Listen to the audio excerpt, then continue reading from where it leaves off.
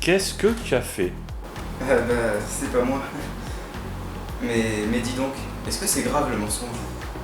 Le mensonge.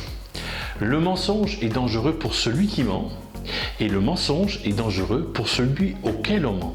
Le mensonge est donc dangereux pour celui qui ment. Jésus a dit que Satan est le père du mensonge et qu'il est un menteur, dans Jean chapitre 8. On voit au tout début de la Bible que Satan a menti à Adam et Ève dans le jardin d'Éden et il les a attirés sous son pouvoir. Celui qui ment suit Satan sur le chemin de la révolte et de la destruction. C'est pour ça que dans la Bible, dans Apocalypse au chapitre 21, il est écrit « Pour les lâches, les incrédules et tous les menteurs, leur part sera l'étang ardent de feu et de soufre. » Et Jésus lui dit « Je suis la vérité » dans Jean 14.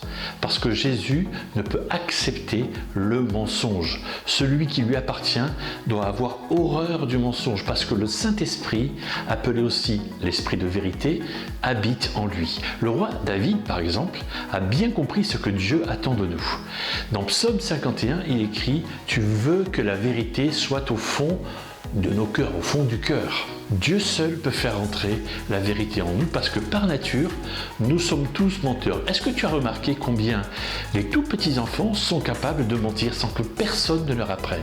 Il faut donc qu'un changement profond se produise en nous. Et c'est possible.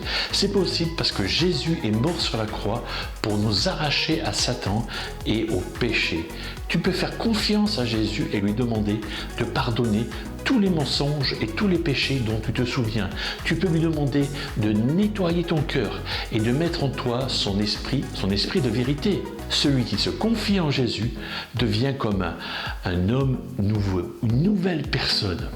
Deuxièmement, le mensonge est aussi dangereux pour celui auquel on ment.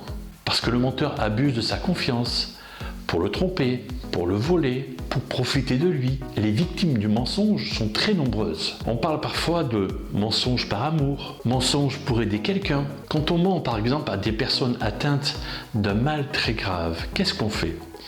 Eh bien peut-être qu'on les empêche de voir la réalité en face, peut-être qu'on les empêche de se préparer à ce qui les attend. Tu vois, à se mettre en règle devant Dieu. Il peut arriver que quelqu'un que tu aimes te demande de mentir pour lui rendre service. C'est une situation délicate. Tu veux rendre service d'un côté, mais tu ne veux pas mentir. Il faut parler de ce problème à Dieu. Il faut en parler à Dieu. Il donne toujours la bonne solution. Rendre service sans rentrer dans le mensonge. Il suffit parfois d'avoir le courage d'en parler avec la personne qui nous a demandé de mentir et de lui faire remarquer que le mensonge n'est jamais la bonne solution. Il y a aussi le mensonge par peur. C'est ce qui pousse très souvent les petits-enfants à mentir, parce qu'on a fait une bêtise et on a peur de la punition. Et le mensonge ne fait qu'aggraver la faute. Il vaut mieux avouer et puis bien sûr accepter les conséquences de la faute. Jésus est prêt à te donner l'amour pour la vérité et le courage que cela nécessite si tu le lui demandes et si tu lui fais confiance. Voilà ce que je voulais dire sur le mensonge.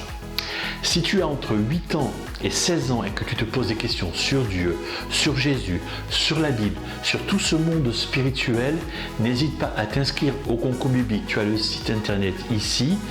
C'est gratuit, c'est à ton rythme. À bientôt pour une autre vidéo. N'hésite pas à mettre un pouce bleu si ça t'a plu. Et puis, prends soin de toi, prends soin de ceux qui te sont chers. Et surtout, n'oublie pas, Dieu t'aime. Salut!